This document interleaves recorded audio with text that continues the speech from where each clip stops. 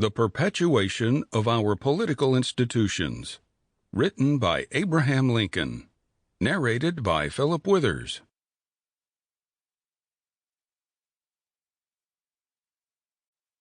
The Perpetuation of Our Political Institutions. Abraham Lincoln. Addressed to the Young Men's Lyceum of Springfield, Illinois, January 27, 1838. As a subject for the remarks of the evening, the perpetuation of our political institutions is selected.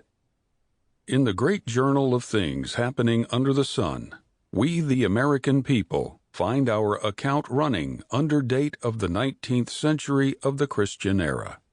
We find ourselves in the peaceful possession of the fairest portion of the earth, as regards extent of territory, fertility of soil, and salubrity of climate. We find ourselves under the government of a system of political institutions, conducing more essentially to the ends of civil and religious liberty than any of which the history of former times tells us. We, when mounting the stage of existence, found ourselves the legal inheritors of these fundamental blessings.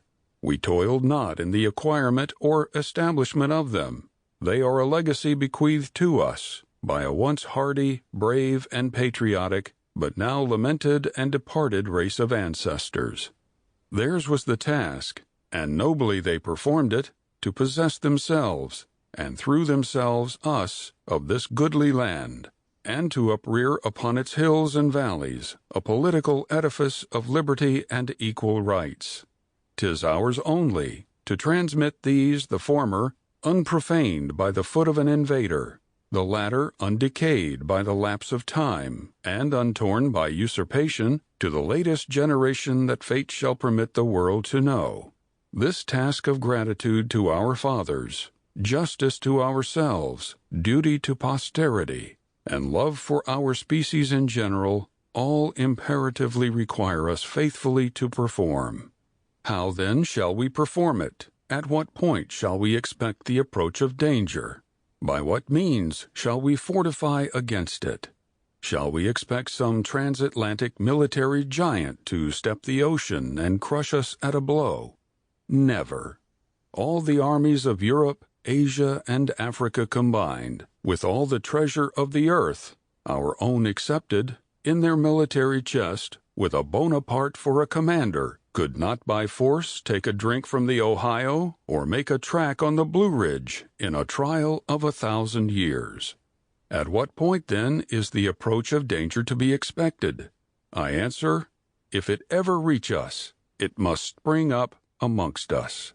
It cannot come from abroad. If destruction be our lot, we must ourselves be its author and finisher.